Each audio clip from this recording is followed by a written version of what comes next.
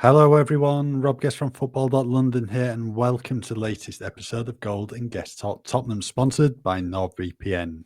We said we'd be back for a second podcast this week. Unfortunately, it's not going to be the most positive and upbeat one after the news that emerged on Wednesday night. Alistair Gold is here as ever. How are you? Oh, cracking. Just amazing. Can't we just do a whole podcast on Christian Romero signing a new contract? Because that's positive. Well, I mean, we could, but I think we need to address what actually happened last night on the transfer front. Yeah, unfortunately, I think we do. So it looked like Eberechi Eze was going to complete a move to Tottenham. The move's been dragging on for quite a while now, quite a few days, and that's always left the door open for another club to sneak in and secure his signature. Lo and behold, North London rivals Arsenal have done exactly that. So Eze will be heading to the Emirates Stadium instead of Tottenham Hotspur Stadium. Let's just get your thoughts, first of all, Ali, on what actually happened. A horror show. That's what happened. An Eze horror show. Exactly as you said there. You leave the door open and someone's going to come and kind of bust their way through it. Well, they don't have to bust it through it because you've left the door open. And it was the worst possible team to do it on so many levels because it was the one team that Eze really wanted to go to. And that had been made clear. He's made no secret that he's an Arsenal fan. He was 13, I think he was, when he left their academy, when he was released. It's been his burning desire to go back and play for them, and just, yeah. So that was always going to be a two kind of horse race. There was only going to be one winner in that, but also I think just the worst possible team because it's like a big slap in the face for Tottenham supporters as well to see your local rivals get a player that you know would have been terrific for your team. So yes, the way it all happened yesterday. So Spurs went into kind of what they expected to be the final round of talks to get everything tied up for Eze, which to an extent they did. They agreed to Palace's terms. The terms were already agreed with the player. Palace had just kind of made one stipulation, which is why they hadn't, the kind of things had dragged on a bit this week, was that they wanted him to play in their Conference League historic first ever European game, isn't it? I think for Palace. It is, yeah. Yes. So a kind of a big send off, big night. They wanted him to be a part of that, which looks to be still going to be the case, even though he's not going to Tottenham anymore. So that was all set. It was like, okay, well, we're getting there. But obviously, you know, quite a few of us were talking about the fact that we're a bit wary about the fact that Kai Havertz had a knee injury that was going to potentially force Arsenal into the market. And unfortunately, this is the issue. Is for all the talk of Tottenham being a big club and wanting to act like a big club and everything, they've spent, well, you could say 10 years trying to get Eze because they've wanted him almost every summer transfer window going. Yet Arsenal just made a kind of identified that they wanted him, or they knew they wanted him, but they kind of identified, right, he is the one we'll go for now. Havertz isn't available for however long it's going to be. Go in there, get the job done. And they've essentially piggybacked on what Spurs had done in terms of the negotiations, put in what seems to be a similar bid around the release clause amount, and had it accepted, or certainly it's being finalised. And of course, Eze, that was the move he kind of always wanted, but that wasn't on the table. Had Spurs got this deal done, I don't know, 2-3 weeks ago? I mean, when did Morgan Gibbs White fell through? Month ago, about a month ago, just under a month ago. James Maddison went down with his ACL injury out in Seoul a couple of days into August. So you're looking at, you know, almost 3 weeks or so there. Yet here we are, August the 20th, Spurs trying to tie up a deal for the number 10 and leaving themselves wide open to an attack from their their local rivals, the team that their fans obviously love to hate. And they've allowed him to get in. And yeah, just an absolute mess. Kind of gave me vibes of Grealish in 2018. That kind of mucked around, eventually got it done. And in that case, it was new investment that came in at Villa. In this case, it's Arsenal. And it's going to sting. It will sting the fans. It will sting people inside the club. And ultimately, they've left themselves with so little time now to scramble for a number 10 and a winger and a centre-back. It's just ridiculous. I mean, it doesn't help the narrative, does it, of Spurs dealing late in a window and being reactive rather than proactive? No, 100%. And I think whoever you're going to bring in now, fans are just going to compare to Eze, because Eze is this incredible player. And are you going to bring in someone of that level now?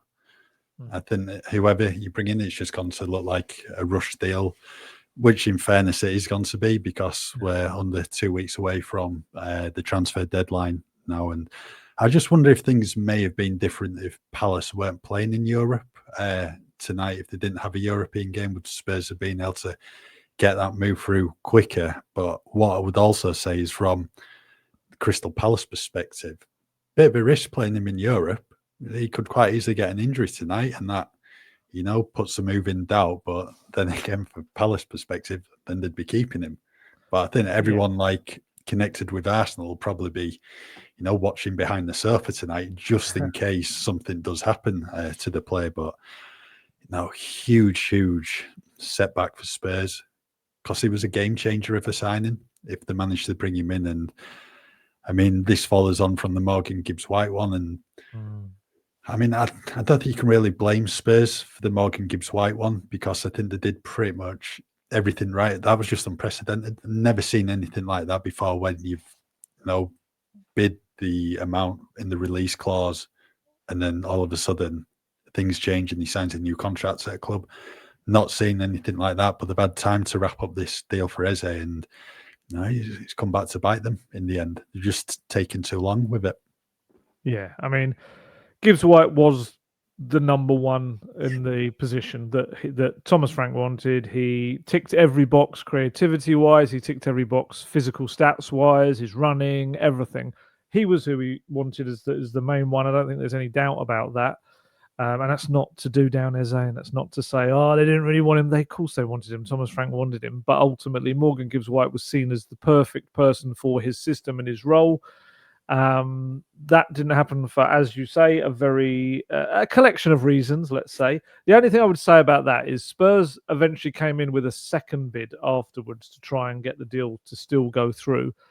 And there is a party that wonders, rather than trying to go for, if they were aware of this release clause, as is claimed, why not have gone in with the second bid rather than the first bid in the first place and got it tied up? Because Forest seemed to be amenable to that move in the happening early in the summer, didn't they, with Man City kind of sniffing around the player. But yeah, I would agree on that one. I feel like there was so many weird things that went on with the Gibbs-White situation, which I'm sure there's even more to still come out in the future about that. That I kind of get that, and I think it just was a really just unfortunate set of events that shouldn't have happened. It should have been a Kudus Gibbs-White double deal, and we'll talk about this transfer in a very different way. But yes, as I said at the top of this, the amount of time it has taken to kind of almost like a boxer being knocked to the canvas. They just have taken so long to shake off their grogginess. And we know Eze's had a release clause. However complicated it may be, there was a release clause there. So there were opportunities to get this deal done before Arsenal needed to come in. Some people suggested perhaps Arsenal have always been there lurking in the background, ready to come and do this deal if Spurs were to do it. But it does feel like their interest really stepped up with what's happened to Havertz.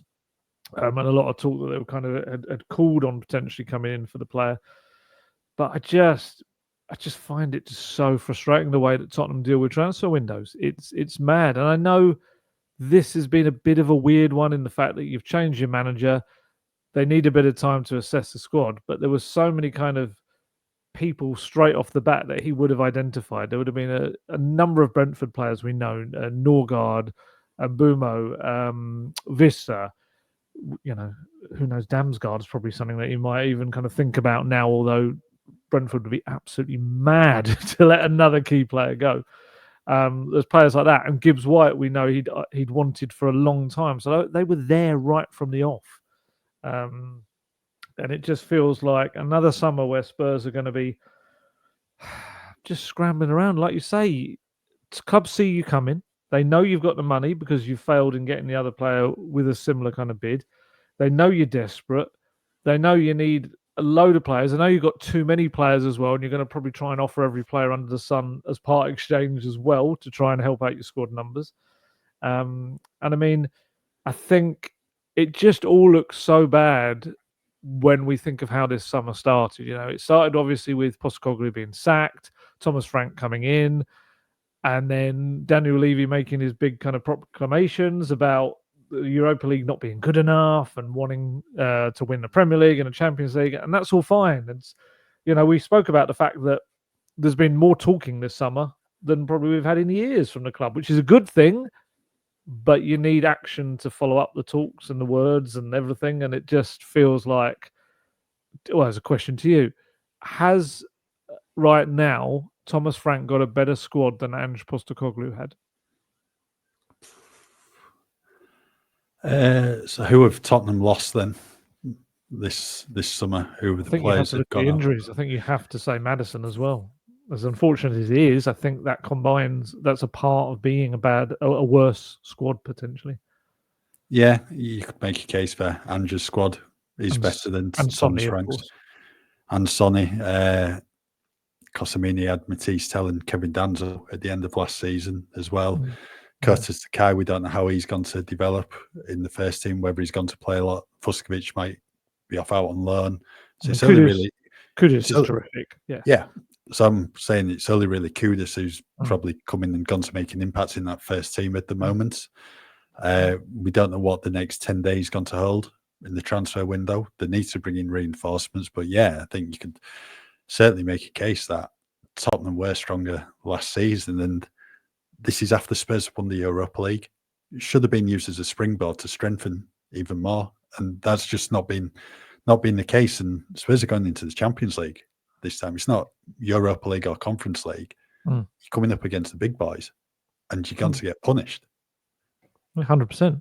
I think that's the key, isn't it? I think you've lost Son and Maddison, and you've replaced them with Kudus at the moment. That's it. It's not good enough. It's nowhere near where this transfer window should be right now. 21st of August. I mean, what we got? About a week and a half left, if that. It's just and I mean, you're looking at the big clubs who you want to aspire to be like, to challenge at the top. Liverpool got most of their deals done early in the summer. Arsenal have. Eze will be their 7th signing.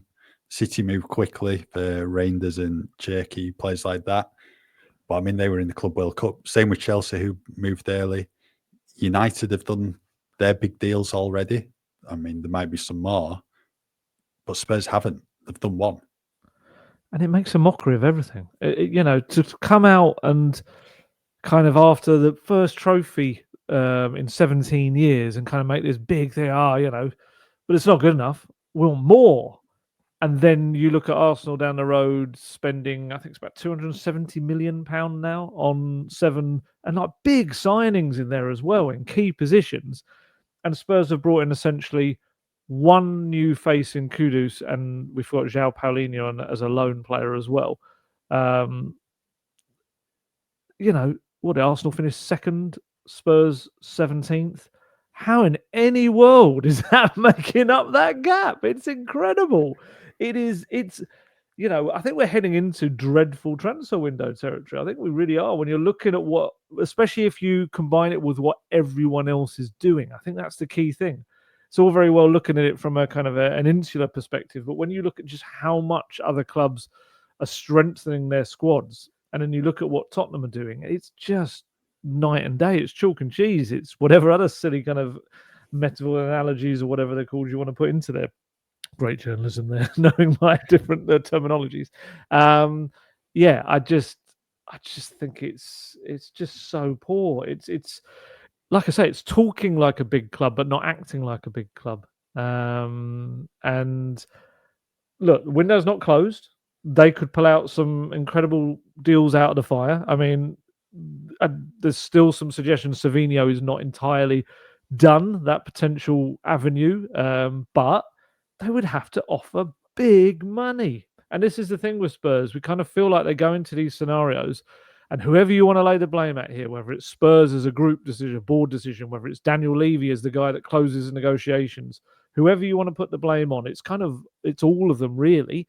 That can you constantly go in and just try to get the best possible deal, or sometimes you just have to whack in a load of cash and say, look, we want your player, and get the selling club's head turned to say, fair enough, we can't turn that down. And it just never feels like Spurs are that kind of side that just make a deal have to happen. They kind of go back and forwards. And I mean, I know people have been frustrated about the reporting about the Eze deal over the last couple of weeks, but that's what it's been. It's been a painstaking, slow negotiation progress where we can only say it's getting more positive, it's looking more positive, and then Arsenal come in and it's definitely not positive. Yeah, I think with Savinho, it's been reported that City want 67 million or something for him. They signed him for about 31 million 12 months ago. I think Spurs are now at the point where they're just going to panic and go, right, we're going to have to spend all this money on Savinho just to try and, bring a bit of positivity back to the club. But then you look at it, well, why don't you just spend that cash on Eze straight away, get that deal done? Yeah. But yeah, I do feel like we're in the territory now where anyone who comes in could be just viewed as a bit of a panic deal.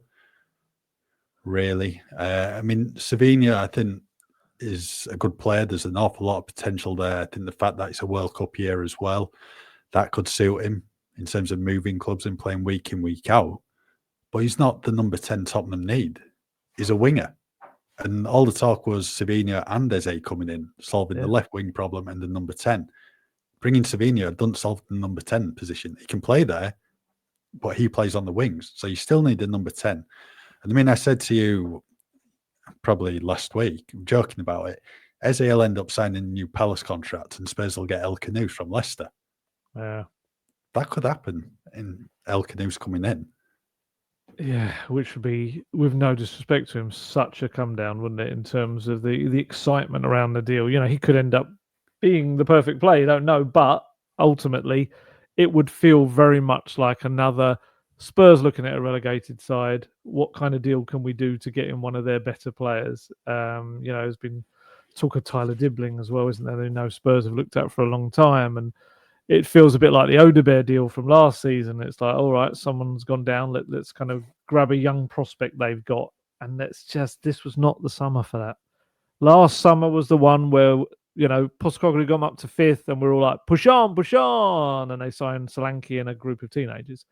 This window was not supposed to be one for prospects. It was supposed to be one for ready-made players.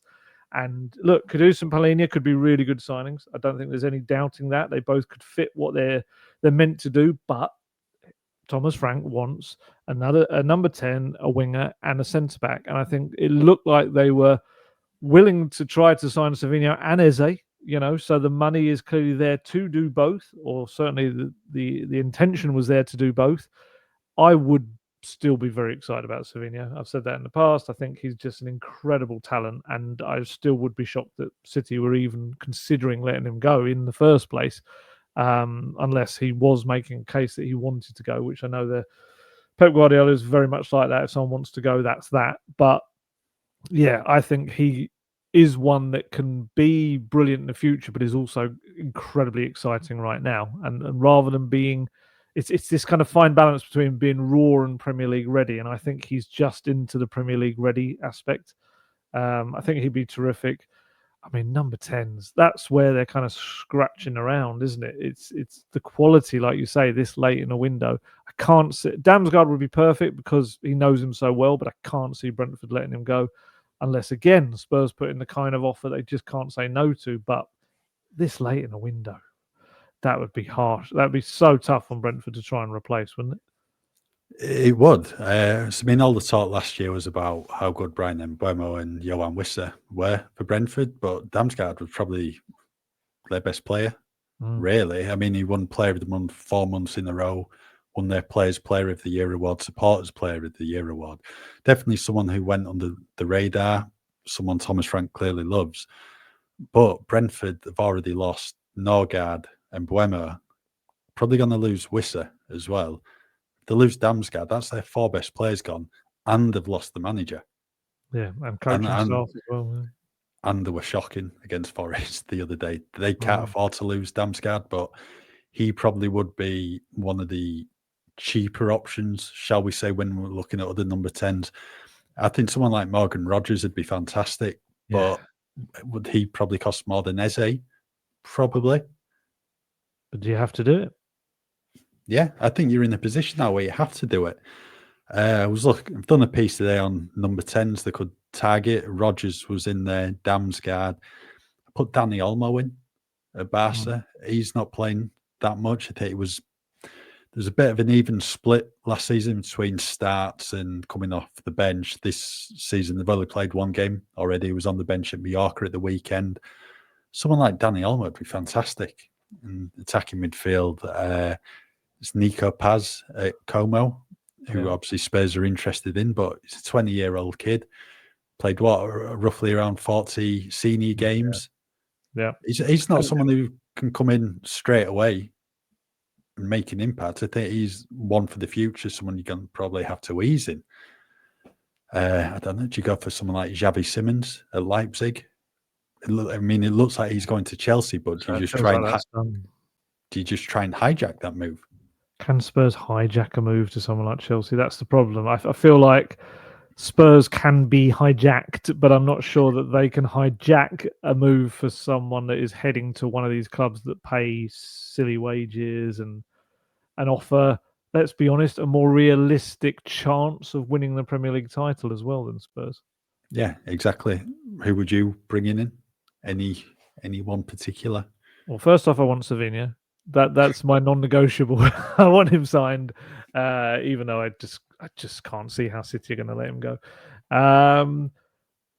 It's difficult. It's one of those classic ones, isn't it? I think Damsgaard would fit Thomas Frank perfectly, and I think there'd be no settling in time. I think he would go straight into his system, know what to do, would be perfect.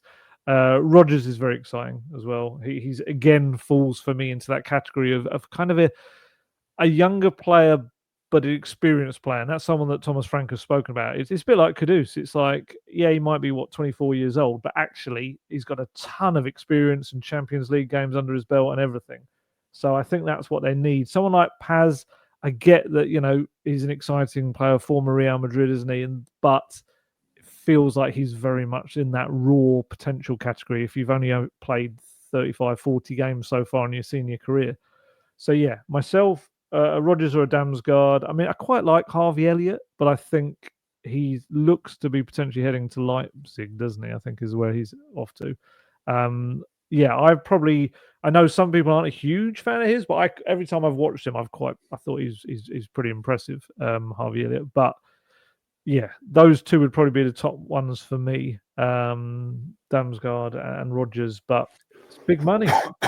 And will and will they pay it? Because that's going to be such a key thing, because there are so many wrongs about operating late in a window.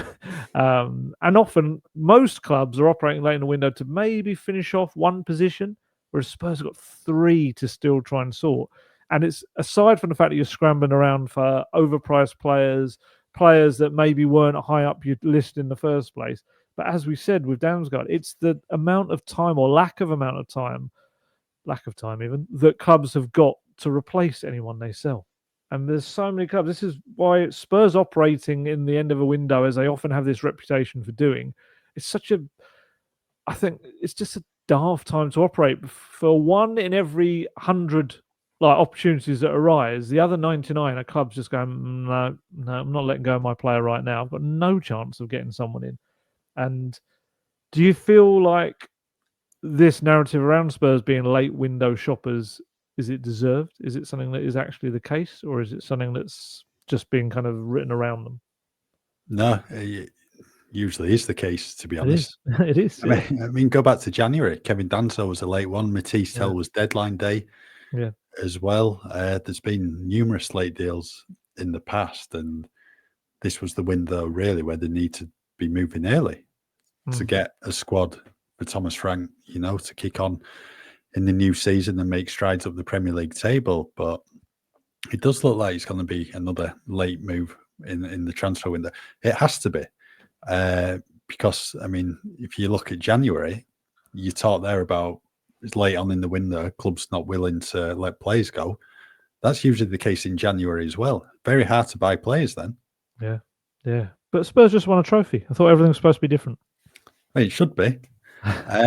Right, as well as that, in terms of the Eze transfer deal, there was rumours yesterday, reports suggesting Richarlison was going to be used as a make weight in the deal for Eze. That didn't make sense, did it? Surely. To a degree. I think timing-wise, it's horrendous. Timing-wise, he is finding his feet again, looks to be in a good place physically, just scored 2 goals, including one absolute worldie. He's up for the first Player of the Week award, isn't he? And yeah, especially with Dominic Solanke not being fully fit right now, he's been terrific. Historically, I absolutely would understand Spurs accepting a bid for him in previous times because his availability has been dreadful. Let's be honest, there's no getting away from it. So I get it. I get that side of it. I just think timing-wise, it would be horrendous. I also get that, as I kind of said at the top of this, Thomas Frank wanting Johan Wissa. Absolutely can understand that if you probably gave him the choice of having Wissa or Richarlison, maybe he picks the player that he's worked with for years and knows inside out. I get that. But yeah, if you're Richarlison and you've got yourself back into shape, scoring goals, World Cup year upon us, and if I'm Richarlison, I wouldn't really. I mean, I know some talk that I keep hearing about potentially Fulham and Richarlison, which you were telling me beforehand makes sense in one regard, doesn't it? Yeah, with Marco Silva as manager, he signed him to Watford in 2017, Everton manager in 2018, brought Richarlison to the club. So Marco Silva loves Richarlison. I think the feeling's mutual as well, so you can understand that. But for Richarlison, I think dropping down to Fulham or Crystal Palace would be a downgrade at the moment. Maybe not in terms of league position, if you're looking at the table last year, but Tottenham as Europa League winners, playing in the Champions League this year. And, Richarlison is someone who has rejected moves to Saudi Arabia in the past. And I think he'd likely do the same if Palace or Fulham came calling, if he was offered in a deal. Unless he believed, right, I need to go and play here, World Cup year, best chance of playing first team football, then might get a move the following year. Yeah. Would you lead a protest outside the stadium if he left? No, I don't think so. To be honest. Unless he's coming back to Everton, we'll have him then. Do you need a striker right now? Yeah, could do with another one. You see, that'd be an interesting one, wouldn't it? Is the money there? Nah, I can't see Richarlison going back to Everton now. I think that had been done earlier in the window. Yeah, and I should stress, I don't want him to go. I don't. I think, again, this is the big if, though, isn't it? It's right now. If you've got this version of Richarlison, then he's terrific. He's exact. I mean, the way he played against PSG and against Burnley, the way he held up the ball, the way he turned into space, the way he scored his goals as well, you can't really get much better than that in terms of Premier League kind of players coming in, ready-made for this league and the physicality and everything. But it's keeping him fit. And I can understand why, if you were to get a good offer, you would be tempted. However, knowing the way Spurs luck operates, you'd probably sell him. He'd have a terrific time wherever he went, scored lots of goals, and the player you brought in would get injured within a week. It just is the way Tottenham are. But yeah, I did think that was an interesting one. I kind of understood where it was coming from, but I just think timing-wise, it'd be horrendous unless the player really wanted to go. Yep. Halfway through the podcast now, so it's time to talk about the benefits of using NordVPN. Yeah, I wish there was a way last night. I came out the cinema and a film that was kind of about apocalypse and apocalyptic stuff, and I came out and my phone was just exploding with what had become the Tottenham apocalypse, it felt like. So yes, I would have very much liked to head off on holiday, and if I were to do so, I would most certainly be using NordVPN, which allows you to do whatever you want when you're abroad, really, in terms of setting your phone to thinking it's back in the UK, so you can access every streaming service you possibly have back home using NordVPN. You can also use it if you're in the UK to access maybe sporting events, TV shows, movies, whatever that might be available in other countries just by making your devices think that they're in that other country. It also protects your private data like your bank details, passwords, online security. You can, going back to the thing about switching your location, it might help you purchase flights, hotels, subscriptions to things at a cheaper price because you might be able to get that from different countries. And yeah, just gives you that bit more privacy. There's a threat protection feature as well that protects you from viruses, malicious malware, and phishing sites. Is that how you pronounce it? Phishing sites. Yeah, it's also on top of all of that, the fastest VPN in the world, which means no buffering or lagging, and you can stream your favorite shows from anywhere in the world without your bandwidth throttling. So we also do a great deal for you, just in case you weren't aware. We can get you 4 extra months on your 2-year plan if you go to nordvpn.com/gold guest. And there's no risk with Nord's 30-day money back guarantee either. Honestly, the Eze news has floored me. I'm struggling to even say simple words. But in case you missed any of that, the link is in the podcast episode description box. Let's talk about something a bit more positive now, and that's Christian Romero signing a brand new deal as the Tottenham Hotspur Stadium. I mean, we briefly mentioned it at the end of the last podcast we did on Monday, and then literally an hour or so later, he signs that contract, 4 years, Tottenham captain. That really is good news for the club, because rewind a couple of months ago, you're probably thinking he may be heading out the door. Yeah, that is the shining light of this last week or so, isn't it? Is Christian Romero, and a deal that the club tried to keep under wraps, and it almost did, I think, until like a couple of minutes before it came out. Brilliant news, absolutely brilliant news. It's definitely the best thing that's happened in a little while for Spurs, in terms of he is genuinely, when he is fully fit and firing and at his best, he's a world-class player. I think he is. He's a World Cup winner. He's a 2-time Copa America winner. Won the finalissimo. Oh, just given up on speaking today. It's just proving all too difficult. Finalissimo. That's the one. And obviously Europa League winner as well. He is a leader. He is someone that the other players look up to and respect. And you just kind of feel like now everything's aligning really for him to take this center stage role now, with Sonny moving on to his new chapter in America. Romero now steps up as the kind of the face of the club, really. 2 English interviews as well in the space of a week or so, which has been interesting, and he's spoken very well. We haven't had him yet in front of the media, which will be interesting if eventually we get that and without a translator. But yeah, terrific. And you could see how kind of just excited about it he was, which is a good thing as well, obviously. Thomas Frank was clearly excited about it. And I think it should have really laid the foundation blocks then for, just what's to come at Spurs. But unfortunately, it's just what's kind of happened since. I do wonder whether Christian Romero is thinking, what, again? They still haven't. This is the thing, is Romero has not been quiet in the past about calling for ambition from the club and the owners and Daniel Levy, or the Presidente, or whatever he calls him. And to have a week where, they've fumbled the ball again, and someone else has come in. I do wonder what he's thinking. A penny for his thoughts. There might be a get-out clause in there to revert back to his previous contract. Maybe. If you don't sign Eze, this is null and void. Yeah, maybe. Yeah. Great news, though. Great news for the club. And it's just nice to see him speaking in English in these interviews. We've waited 4 years for it now. He's been at the club, and I'm sure he'll be put in front of the media at some point soon. There's got to be a game on Sky or TNT where your captain's gone to speak after a game. And to be fair, I can see him doing a pre-match press conference before a Champions League game as well. Him and Richarlison do a joint one. I don't know about Richie. How long's he been in England? 7 years. Romero, could be translating for him, to be honest. Could be. It's great news, though. No, it's positive news. Now it's just about getting another centre back into the club and strengthening that position even more. But it's wearing the captain's armband now. Like I said, go back a few months ago, those links with Atletico Madrid, a lot of fans were probably thinking, gonna have to move forward without Romero. But for him to sign a new long-term deal, his family obviously loves it in London.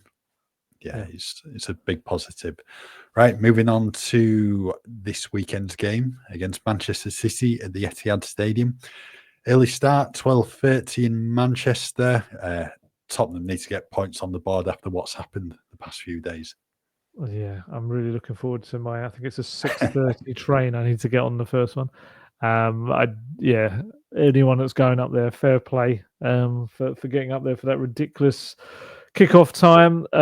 Yeah, it becomes very much, doesn't it, a game of it was always going to be a tough game anyway. You know, a game that Spurs have had success in over the years. Also had some games where they haven't been so good at the Etihad, but it will be a game now where everything will be judged really on what Spurs have and haven't done coming into this game. And we would imagine he'll set up in the way he did against PSG. You would think that's going to be the way with the back three. And again, this is another reason why he wants another centre back is to have that as an option. And if you've got a few injuries or you've only got a young player to come in, then you do need more options in the centre back roles, especially maybe someone that can also play as a fullback would be quite helpful. Yeah, it's going to be a big game. I mean, Solanke should be that little bit fitter and sharper, but let's be honest, you can't start him right now with the way Richarlison's playing. He probably has to bide his time. What do you do about the number 10 position? I think Sarr starts there again. I think he'll pretty much be the team that played against PSG. So I think Brennan Johnson will drop out, bring Kevin Danzo back in. So Danzo, Yeah. Romero and Van der Ven, Spence and Porro as your wing backs. Benzica and Polina have to come in, despite how well Archie Gray and Lucas Bergvall did the other day against Burnley. Sarr is the number 10, supporting Kudus and Richarlison. I agree with you. I think Solanke will be that bit sharper after getting a few more minutes in the tank. But I imagine if he's going to start a game, maybe the following week against Bournemouth in the Premier League against his old club. But you can't drop Richarlison at the moment, and you can't drop Kudus. So I think Solanke's just going to have to bide his time on the bench to begin with, but not a bad option to bring on if you need to. Yeah, it'd be interesting to see with that Bournemouth game. You've kind of put that back into my mind. Obviously, we had the potential. Well, sorry, there was a protest that we kind of didn't look like it was particularly well attended. I do wonder, with the next few days, a week or so, what that potentially could happen with the Bournemouth game. Whether there's a kind of another attempt at getting that underway. And the problem is when you have a week like this, potentially could be that. Just want to ask you, kind of before we start wrapping up, and this is a big question. Don't worry, I'm going to have a go at answering it as well. Where does the blame lie, do you think, for this transfer window as a whole? That's a huge one to throw at you. I think you've got to look at the top, really. Yeah. Just the failure to get deals over the line. Like you said, the Gibbs White one, I think it's unfortunate because you've activated the release clause, and then it's just this unprecedented event where, you know, he's gone on to sign a new contract with the club. But the Eze one, probably should have been done quicker because you've just left that door open for someone else to come in. And Arsenal have done that. So I think you've got to be looking at the top. I don't think you can look anywhere else, really. Well, this is it. And I think the other issue as well is it's kind of twofold when it comes to Daniel Levy, I suppose, is that they've changed the faces, they've changed the people in recruitment, they've changed the head coach and everything, yet Spurs are still operating in the same manner. And that's, again, like you say, you can only look to what's above them as being the constant, and that is Daniel Levy. That is just, unfortunately, seems to be the way that Spurs operate, and it has not provided success. It hasn't taken them into the big boys. I mean, the closest they really got was the Poch era, when I think they had a bit of lightning in a bottle with what happened with that team and the way he coached them as well. And I think I can't stop going back to it because I just thought it was so like, whoa, the moment was the words he came out with in the aftermath of winning the Europa League trophy. And I think the moment he did that, he increased what was already a huge amount of scrutiny on him just 100-fold by making such a big declaration and then sacking the manager as well. Essentially, it was just this massive, like, I got this. This is what we're going to do. This is what I want to happen. And that's great, but then you need to make it happen. And then if you just kind of repeat the pattern of previous transfer windows, then unfortunately it leaves people with nowhere else to look but the person that made the big kind of declarations. And it is, yeah, it's going to be fascinating because I do think Spurs are a club that go through every single department constantly and appraise it. They look at what they've done, what they did wrong. They're often doing like 12 monthly kind of reviews of stuff.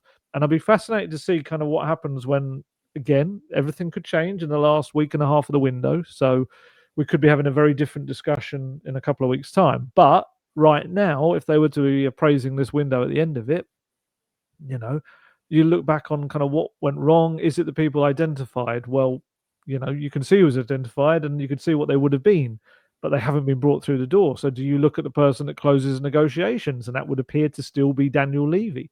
And he comes with this reputation, doesn't he? And I think Alex Ferguson said, didn't he, of being more painful than his hip replacement or something dealing with him. And unfortunately, when that public perception is out there, and nothing is kind of changing that perception in terms of the amount of time some of these deals are taking to get done.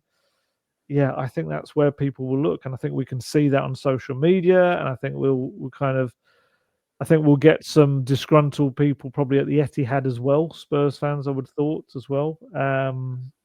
Yeah, no, I'm with you. I can't really see where else you look. I think you can look at lots of excuses. I think you can look at Eze always wanting Arsenal. You can look at him, potentially maybe holding out for that move, maybe. But if you get there early, you offer the money that's required to get a deal done. You're not even having these conversations down the line. So yeah, I think Spurs just need this big old change in the way they operate. And I know it's worked for them in a business sense over the years, but let's be honest, it hasn't really worked for them in a football sense. And at some point, they're going to have to find that balance. Yep. A couple of other little bits before we call it a day. Premier League TV fixtures for October, they were announced yesterday. So Spurs start October, game at Ellen Road against Leeds United. That's Saturday, October the 4th. That's penciled in at the moment for a 12:30 kickoff. That will change to an 8 p.m. kickoff if Tottenham are playing in the Champions League on the Wednesday before. Then, after the international breaks, Aston Villa at home, Sunday, October the 19th, 2 p.m. And the following Sunday, Spurs are on the road. First visit to Everton's brand new Hill Dickinson Stadium, 4:30 p.m. on Merseyside. So I mentioned Champions League 1 week to go until the draw takes place in Switzerland. New format for Spurs. Pretty much exactly the same as it was in the Europa League last year. 36-team league table. There's got to be 4 pots. Tottenham will come up against 2 teams from each pot to determine the 8 fixtures. Then it'll be a day or 2 later when those games are announced. For you, who do you want? Anyone you're looking forward to? Well, you're going to get at least 2 big boys, aren't you, really?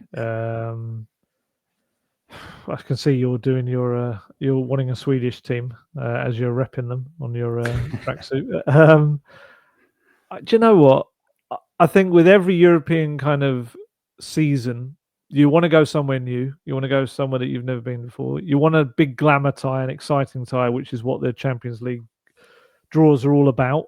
But you also probably don't want a group of, I say it's so difficult. We call it a group of death, but it's kind of not now, is it? It's like 8 fixtures within this huge league. There's so much money involved. It's credible. I was looking at the figures for like last year, and if you can get through to that, if you're in the top 8, you've just made so much money already. I mean, they've made a fair old bundle just by being in the group stage at this point. But it's not about money. I know. But I was just looking at it the other day. Any big clubs that they haven't had that you'd like to see them play against? I was just trying to think off the top of my head. I feel like we've had some of the real big boys over certainly the last 5-6 years or so. Yeah, well, looking at pot one is pretty much set in stone. There's Chelsea, Liverpool, and Man City in there. Tottenham can't come up against them. So there's 6 teams they can come up against. So they will play 2 of either Real Madrid, Bayern Munich, Inter Milan, Barcelona, Borussia Dortmund. There's PSG. So, I mean, you probably want it to be Dortmund from a football perspective, one. But yeah, the rest of them it's pretty much pick and choose your nightmare, really, isn't it? Yeah, other European teams who are in: Bayer Leverkusen, Atletico Madrid, Atalanta, Villarreal, Juventus, Eintracht Frankfurt, PSV, Napoli. Spurs haven't done Ooh. Napoli, have they? Trip to Yeah, that'd be a Naples. good one. That would do. That would do. Yeah. Athletic Club are in there. Another trip to Bilbao, San Mamés. I kind of feel like I want to just keep Bilbao as that night. I don't want it ruined by anything else. Monaco, Slavia Prague. I think a lot of the teams Tottenham have come up against in recent years, looking at it. Yeah, so I don't think they've had a trip to Monaco in a while. I think they've No, they played them. them though, did they? They played them at Champions home, League, I was that? feel. Yeah. Oh, I don't know now. My brain's gone. I feel Well, like they they have played them will at have some played point. them away. Yeah, I think it was group stage, probably around 2017, 2018 maybe. Oh, was it that recently? Yeah, maybe. That would have been just... Oh, I don't know now. We'll have to look back. I'm sure someone will tell us in the comments. Yeah, so Naples then. Trip to Naples Naples will do. do. Yeah, Absolutely. so that'll be next Thursday, probably midday as usual. Draw will take place at the House of Football in Switzerland. We'll be I thought back you were before saying then. New Everton Stadium, I thought you were going to say. We'll be back before then anyway, to talk about Tottenham's game against Manchester City and then look ahead to the Champions League draw and then the home fixture against Bournemouth. So as ever, thank you for tuning in and just keep with us at football.london for all your latest Tottenham news. To get the best discount off your NordVPN plan, go to nordvpn.com/goldguest. Our link will also give you 4 extra months on the 2-year plan. There's no risk with Nord's 30-day money-back guarantee. The link is in the podcast episode description box.